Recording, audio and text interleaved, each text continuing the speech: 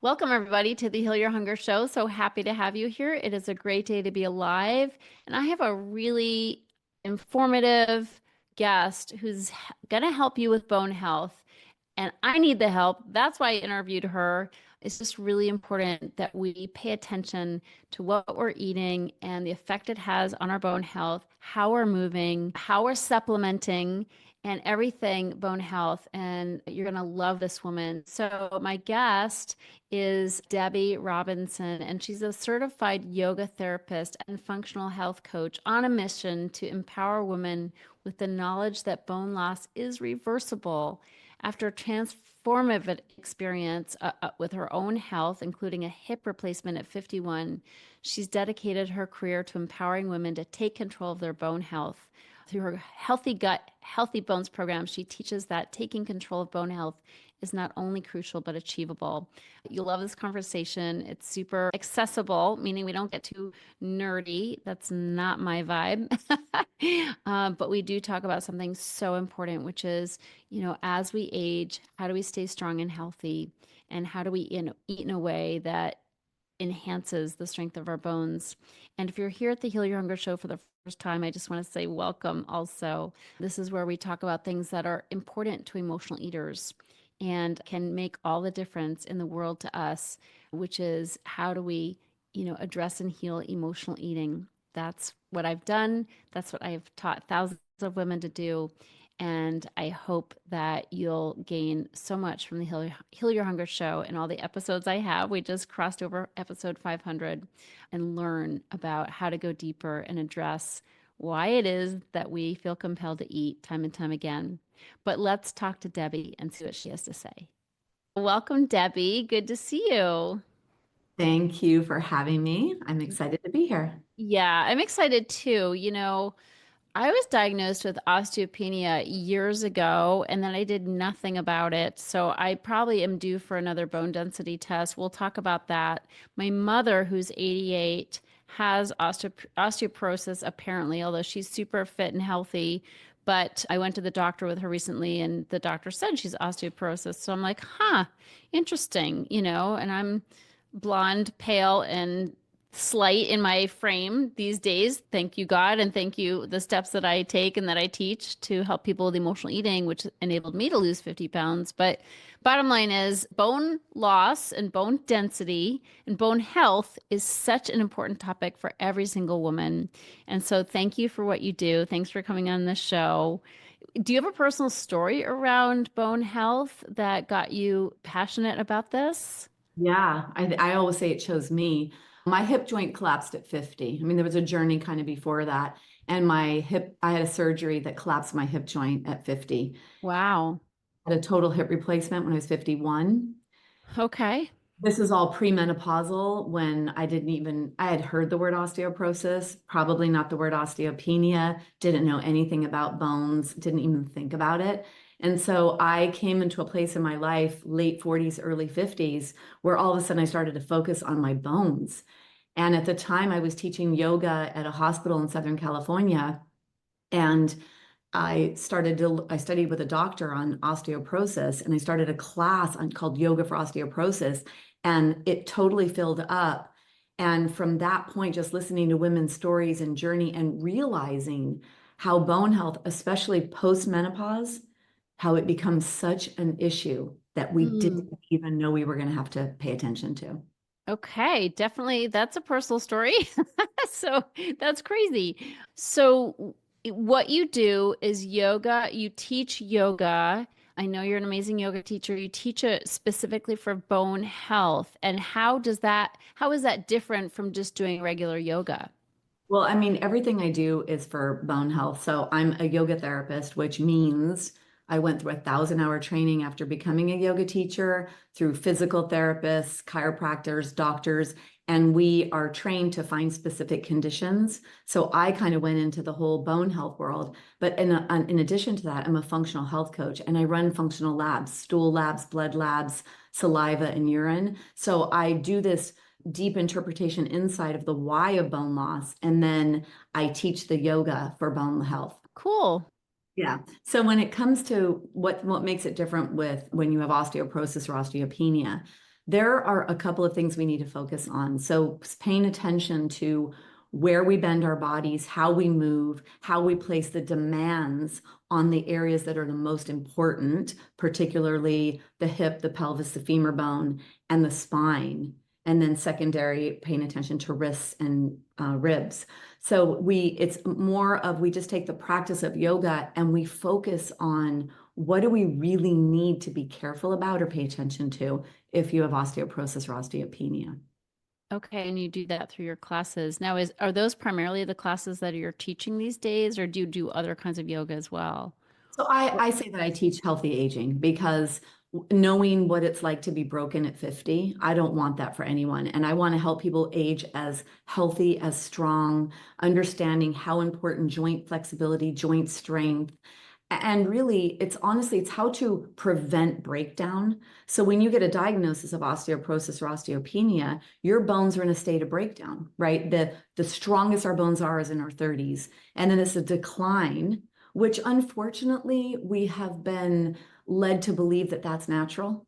And that as we age, and even when you told me your story, you made the comment like, and I'm blonde or I'm white and I'm slight in frame, right? So we kind of bought into, you're getting older, you're in menopause, you're white, you're thin, you're going to have osteoporosis. And that is actually not, yes, most of the women that are diagnosed with the machine that we use, which is a whole other story. Yeah, I want to get into that. So that's a whole other, well, and we will get into that. But you've just been, and we've all just been thought, we get older, we're going to be in menopause. Oh, and if I'm white and thin or Asian, I'm going to have osteoporosis because that. No, I don't mean I'm going to. I just mean I've heard that I'm more susceptible. Yeah, but I mean, that's what happens. That's a myth. Yeah, well, so here's why it's a myth. It's a myth. It's okay. So it's not that it's a myth because the women who are diagnosed with the way that we diagnose, which is through the DEXA scan, which is the gold standard in the world, which is done everywhere. And the way that we diagnose, the majority of the people that are going to be categorized in either osteoporosis or osteopenia with the machine called the DEXA scan are typically white or Asian. So that and slighter form. Why? First of all, it's a 40-year-old technology. It's an X-ray that looks at the outside of the bone. So if you have smaller bones, you're going to have worse readings. So a slighter build woman is going to have lower readings. And that's why you have those. It's typically when I'm working with women, I ask, what do you weigh and how tall are you? And I'm like, do you really have osteoporosis? So it really is the machine that we're using. And Okay. it's an X-ray and the nature of the machine. And we do have a better technology now. It's an ultrasound to look inside your bone at the quality, which is what is really the fracture risk, is really what's the quality of your bones. And can you go to a conventional doctor and get a prescription for that kind of reading? Yeah, so the whole thing is the conventional doctor, traditional to doctor, because the traditional conventional way of doing this is where things need to change. That's what my mission is. So the DEXA scan is gold standard. That's what we do. And that's just status quo. And so what's happening now is in my podcast, I interview a lot of orthopedic surgeons, and I'm actually part of a worldwide society of orthopedic surgeons mostly. There's endocrinologists and a lot of statisticians in there as well that are really leading the charge to change to this new technology, which is called a REMS. And I don't even know, it's radio frequency, electro something, multispectrometry is what the REMS, but it's an ultrasound. And it is not available everywhere in the way that DEXA is. It's mostly orthopedic surgeons that are leading the charge because let's face it, we have an X-ray to look at bones or an ultrasound or an MRI, but who actually sees the bones are the orthopedic surgeons. And so what they tell me when I interview them on my podcast is they look at a DEXA scan before surgery to say, okay, what is the state of this person's spine? If I'm going to do a spinal surgery, and they have to know what screws do they need? What plates do they need? And what they were finding is that they would go into the spine where it said this person had weak bones and they had no problems putting their screws or their plates in their vertebra. But they would also find that the ones that said, this is a really strong spine, and they go in there, and it was the words he used, which was so visual. He said it was so gummy, I couldn't even get a screw to stick in the spine. Oh But that my said that they God. were, Sounds awful. yeah. So it really is the orthopedic surgeons, and there are two that I really do a lot of work with. They both have petite wives. And they said that we have petite wives that any doctor they go to will tell them, you have osteoporosis and here's the pill. But they know their wives, and they know that their wives are strong women. One of them, his wife was a gymnast, which most of the research we have on how to develop the strongest, best quality fracture resistant bones are on gymnasts. Like a lot of gymnasts, that's one of the, so honestly, Tricia, the status quo needs to change. And we need to understand more what this really means about osteoporosis, osteopenia, and what's happening we look at it metabolically and through endocrinology in the West, but we also need to bring in this musculoskeletal perspective, which is where exercise and movement comes in for bone health. Okay, well, but for anybody listening to this who's due for a bone dent test, what would you say to them? Yeah, that's a good question because I'm drumming up so much demand for these machines. So the good news is that there are more options now. There are a few locations in America. Andy Bush is in North Carolina, and Dr. Voigt is in Chicago area. You've got Dr. Kim Zambito up in, believe Pennsylvania. And you have some people in Florida, a guy in San Francisco. So those are like the main locations. What's happening now is there's pop-up clinics with a portable ultrasound device that's going around into different clinics. And some of these centers like OsteoStrong is a center that's doing a lot of these pop-up clinics. What I really want to raise awareness to, though, is that this is still a medical screening device. This is not, you get a printout, you get an AI-derived result on whatever your test was. So it's going to say, here's your density. It's still going to be as hard for you to interpret as it is for you to look at your DEXA scan. And you're not trained for that. And most people aren't. You need to really have somebody trained. And I do a lot of work with these two orthopedic surgeons in particular on this. And I have some options. They have options where you could work with them, but also we have some master classes we do together. So I would say to look for a REMS, or Echolite is the name you're going to hear. And the OsteoStrong, I have people look at their local OsteoStrong clinics to see. And then on my website, I do have a list of some of the centers I know that are permanent, but really to look for the REMS, because it's going to look at the interior of your bone, which is what determines your fracture risk and not the Interesting. density. Yeah. Debbie, is OsteoStrong, is that a national company? So OsteoStrong, when we say national company, I'm going to say that there's national locations, and I believe that it's individually operated, so it's a franchise. So they do Okay. have them around the country, and that's where a lot of people are having these scans done these days. Okay. I do happen to know there's one down the street from me. I'm like, woo, I'm going there. So, And I know you're in LA and I'm in LA. yeah. So there is a company that comes here. Actually, you know what? There are OsteoStrongs that are getting them. So you should call your OsteoStrong and go in and get that, because what you want to see, the correlation because there's so much variability about the DEXA scan. Not only is it a 40-year-old technology, but you have to make sure that all your data was put in correctly, your height, your weight, your ethnicity, the date, your age. You also have to make sure that you're positioned correctly, that it's the same machine, that when they are doing the interpretation, they're placing the boxes that they're going to view your hip or your spine in the right way, because all this matters. And I'm being educated by the orthopedic surgeons I interview on my podcast. And I'm like, what? There's this much variability. These many things could go wrong.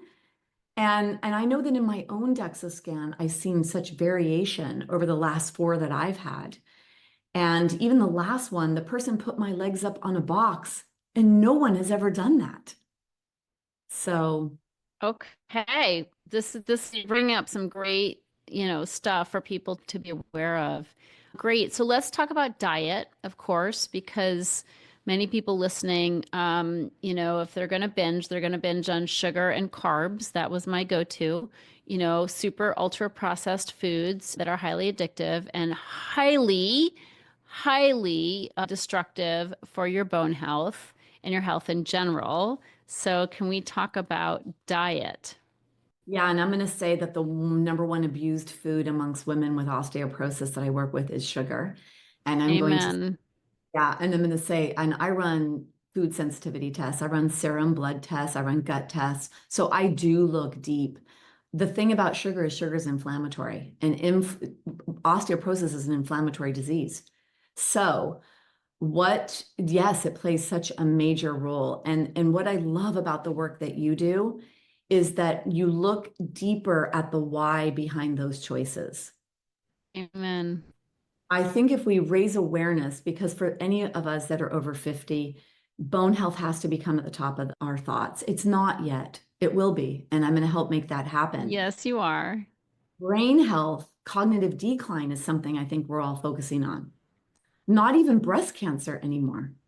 Like we Yeah. grew up thinking, right? I don't Well, know. and all of these ailments, and diseases are connected to inflammation, of course. Right. And so sugar, well, and so like the other kind of underlying things of sugar, because I think what you do is get to the why are you doing it, right? Yeah, the emotional eating, which people just overlook. Like why? I know better. Why am I doing this anyway? Okay, so I'm going to say that there's two layers to the why behind the sugar. So yours, the emotional, the not managing stress, the internal driver for give me more energy to manage these thoughts, to do what I'm doing. Like we'll talk about that because that's huge and that's what you do. The other part is that if you have an imbalance of yeast, which I find so often in this population and women age over 50 with bone issues, is that yeast is we have balance of bacteria and yeast in our system, and yeast and even if you don't have any, or you think you don't have symptoms of a yeast infection, many of us have experienced yeast infections in our younger years. We don't always see the symptoms of it, but if you do have an imbalance of yeast internally, which a lot of women do when I run these labs, then that is also part of what drives those cravings. So it's also not even the mental emotional aspect, Tricia, of our brain, and are we managing stress, and do we have too much cortisol and all of that, but are we not feeding ourselves properly to manage our bacterial and yeast balance internally so that we have yeast overgrowth, because the yeast then becomes a major craver of sugar. That's Yeah, the primary food source. absolutely. Yeah, good point. Okay, so let's talk about calcium and whether we need to supplement kind of the whole calcium, magnesium. How do we make our bones stronger through diet and supplementation? Well, with calcium, I don't put everybody on calcium. I honestly don't recommend calcium, and I don't take calcium myself because it's not a matter of not having enough calcium. It's a matter of not keeping the calcium you have in your bones internally. So inside, what are the contributors of calcium leaving your bones? Well, that's inflammation and all the other stuff. So getting calcium from food is the most absorbable form, the best way to get it, and not from dairy. When that's the other thing that becomes a thing, because dairy is inflammatory, osteoporosis is an inflammatory condition, so we don't want to supply anything towards inflammation. So when it comes to calcium supplementation, the recommendation is 1,000 to 1,200 milligrams. It was established in the 1950s. A few group people got together to establish what RDAs are. But how do we know? And we're starting to realize that that might not actually really be the case. So the functional medicine physicians are not giving supplementation not giving calcium supplements. If they do, it's a pretty low dose, maybe 300. And there's different ways to determine calcium. It's not necessarily an easy mineral to figure out. I do hair mineral assessments. You could look in the blood, but the blood is going to be tightly regulated by the body, so you're not going to really get a true indication. So should we take calcium supplementation? I'm going to say no. However, I'm going to say if you really feel that you need that, and if you do feel that you don't get enough from your diet, I'd say diet first. Find it in your diet. And broccoli is one of the best places to find it. So one of the doctors that's in our world, you and I interviewed her on our podcast, and she has a bone clinic. And she said, yeah, of course, no dairy, no gluten, no sugar. But what does she tell everybody? Broccoli. eat broccoli for your bones. So this is not just me sharing this. This is really kind of Sure. what, Broccoli, I'm thinking kale, spinach, Brussels sprouts, maybe. I don't know. yeah. And, but well, there's a lot of, you know what? So I read every label now. And do you know that there's calcium in olives, black olives? No, but I'm super happy. Well, I don't like black olives. I like Kalamata olives. I'm Yeah, you hoping know, and that's true I for haven't, those. I don't know. So I haven't even looked at Kalamata, but that's interesting. I use black olives and I'm like reading every label looking for calcium because I'm going to be doing something in my community where we're going to be doing a big calcium, like let's find it. And we're cooking and all that stuff. So I Fun. looked at all these labels. And so I looked at the black olives and it's such a small amount, Tricia. It's 20 milligrams or 20 grams. So it's not, if you're looking for 1,000, that's 20 for one serving. But you could have like and I don't even know how many servings is per can, but you could even maybe get 100 milligrams, which is 10% in these black, delicious food items Yeah. that you wouldn't even think. So I think that really what I would recommend is if you felt you wanted calcium supplementation, 300 milligrams or 300 for your dose, and to look at it for it in food, to start really looking in your labels for it. And that's going to start to get you to shift how you're eating your food when it comes to supporting bones. I love that. Is magnesium good for bone health as well? There's four musketeers for bone health. At the top of the funnel of what's going to be important for your bones, calcium is number one, right? So the 98 to 99% of our calcium's in our bones. You need to eat calcium. You need vitamin D because that's going to help calcium get absorbed. Then you need magnesium because magnesium puts the calcium into solution to then be delivered to the bones. And vitamin K2 delivers the calcium to your bones. So those are the four musketeers. And then there are cofactor nutrients, copper, other nutrients that play a role as well. So you need to have an array of minerals that are boron, manganese, not in the same amount that you need the others. So yes, magnesium and magnesium is not just for bone health. Magnesium for our energy production cellularly. So when you get into the mental emotional layer of food and when we're not managing our emotions internally, that whole cortisol loop, the internal need for energy, when you're using so much of your energy like gas in a car, and if you're going to drive from here to San Francisco, you need a full tank. Well, you could be sitting at your computer, barely moving your legs. And if you're in a place of turmoil and thoughts and thoughts and thoughts, you're utilizing internal energy that you need more fuel for, which is going to be the driver for the cravings to bring more fuel in, right?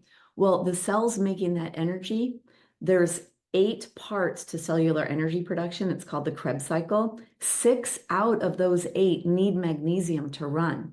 So we need magnesium, not just for our bones, but for internal energy, for bone building and for heart beating and for all that stuff. That's amazing. Thanks for sharing that. That's so interesting. And I just started a magnesium supplement. There are supplements that put a lot of these ingredients together. Do you recommend those kinds of supplements? Like it's called Bone Health or Strong Bones or something like that. Yeah, I love that you don't necessarily say a name because I love that. So there's one supplement company in particular that probably was the biggest player in this space, and they had strontium. And their studies, when they talk about proven in 6 months increased DEXA scan scores, it's because they use strontium in their formulation. And strontium is actually a heavier mineral than calcium. It actually displaces calcium from the bones. So it will come up and take a parking spot in your bones and not allow calcium to come in. And there isn't research that shows that strontium is a part of bone metabolism. So we don't want to have strontium in our bones. We want to have that calcium.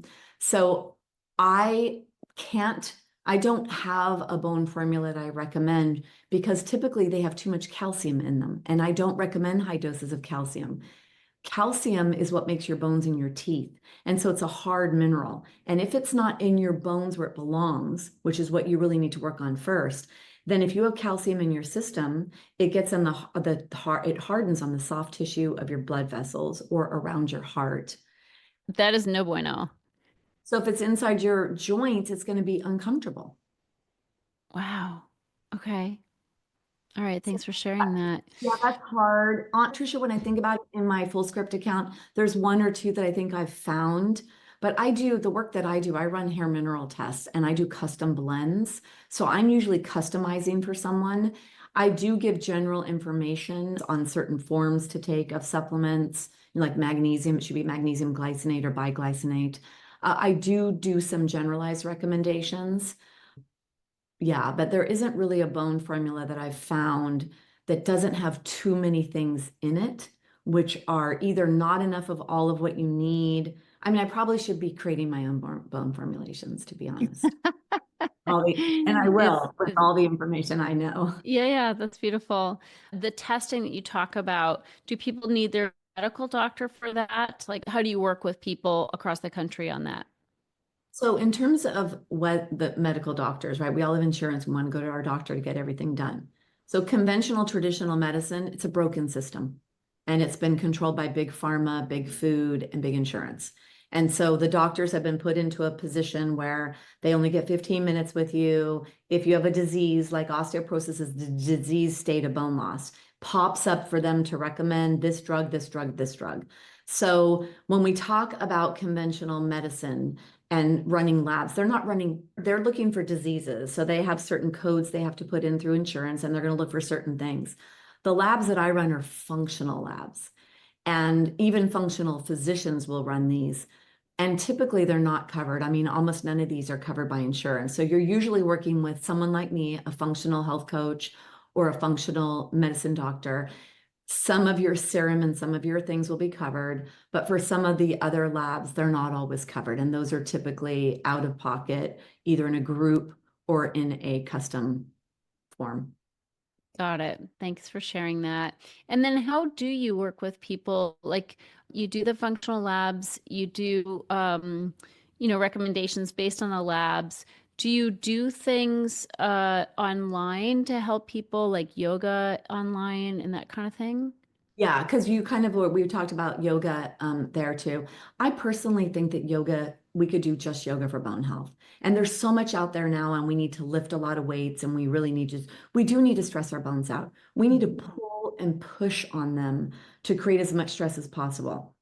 So we have to use stress to build bones, and the will specify that.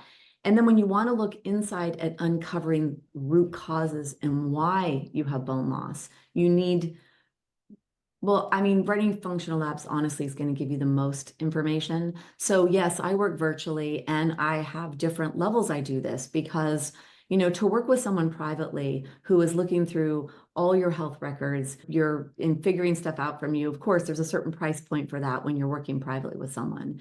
And then there's the group level where you're going to be in a group for the information part of what should you eat, how should you move, how should you think. And it could be I do groups with labs, I do groups without labs. So it's all done virtually, which is great. I mean, it's great that we can have a lab come to our house and poop in this little, I mean, the worst one, but the best one, because I love it. I love doing stool labs. You have to poop on this platter and take some of your poop and put it in this thing. And it's like, oh my gosh, but wow, the information you get about your gut and what's going on so that you can then find that internal balance to support bone health and all aspects of health. Okay. Yeah. Well, thanks for just giving us the upside of that pooping scenario. Have you ever done a stool lab? I have. It's awful. Oh my God. It's awful, but it's our own body. So like how bad is it? Like it's coming out of us, right? So, but I'm a bit prissy about those kinds of things. I don't like that. I mean, yeah, I think I did my first one in 214, and I remember doing that, and I'm like, there's also something so unnatural. Like we shouldn't be, it just seems so like weird, but I love it. And it's so easy. You get a lab shipped to your house, you do it in the morning in the privacy of your own home, you ship it away, you have gloves when you do it. And then, wow, to get that information, to see like, do I have this bacteria? Do I have yeast overgrowth? Do I have parasites? Do I have enough digestive enzymes? Am I metabolizing fat? How's my immune function? Is my liver functioning? It's like, wow. Yeah, good, very good intel. Yeah. Yeah, and it's, that's the thing is we spend so much money.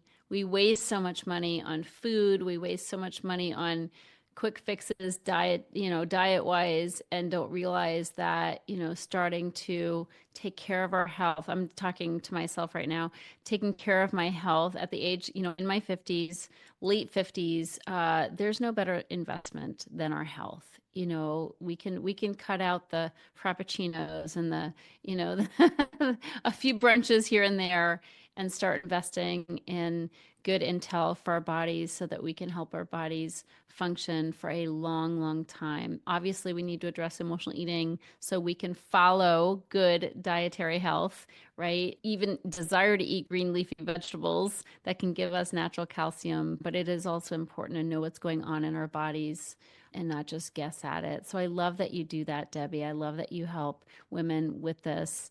Debi, I just want to circle back on the DEXA scan. I mean, if it gets covered by people's insurance, it's not a bad thing to do, right? Like it can't hurt them to do the DEXA scan. It's a great place to start. I don't want people to, hear what you're saying and then throw it out because obviously more intel is better, even if it's not the best kind of intel.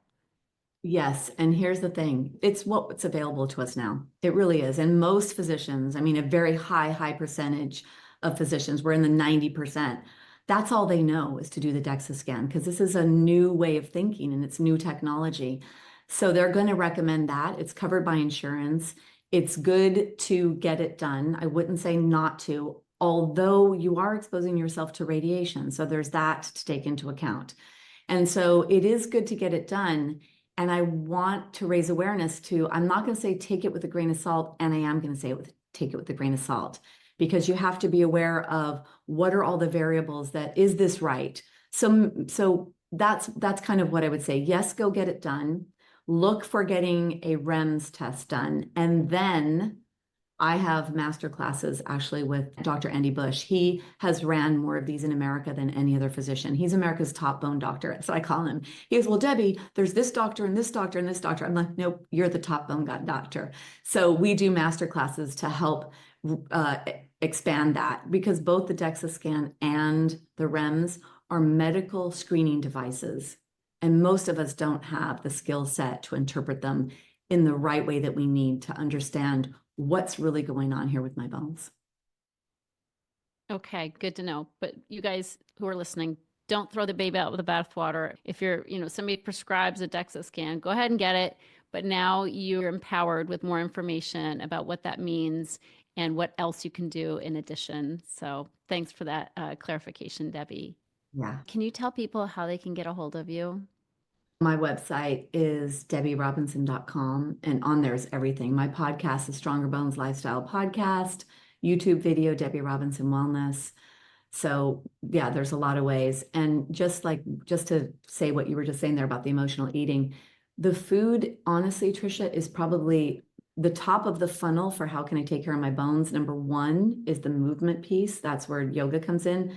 But the biggest thing is the food. Yeah. It's what we eat. It's what we should eat and what we shouldn't eat that matters. Amen. It's so true. And that's probably true for every issue that we might be experiencing, every symptom we might be experiencing. And for those of you who are just listening, Debi is Debi Robinson.com. I have one final question for you, Debi. What is your deepest hunger? This is a Heal Your Hunger show, so I just have to ask. My deepest hunger, meaning like what is it that I want the most in this life? Yeah, what drives you? What's your deepest passion, let's say? To shift the global perspective of bone health from the way we diagnose, treat, and manage it, to take it from the disempowered state that it is now, where the DEXA scan tells you you have this, and you go into a place of feeling fragile and breakable. I want to shift that to raise awareness to that we've been doing it all wrong, and that it is not a degenerative disease that happens with aging, but rather it is an inflammatory metabolic condition that is 100% in our control. I love that. Thanks so much for coming on the show. It's so great to see you, and I'll be talking to you more. And I love that you're in my backyard, so we can connect more Yeah. personally. Thanks for having me. If you enjoyed this podcast and want to get free support, insider health info, exclusive invites to events, and more, visit healyourhunger.com.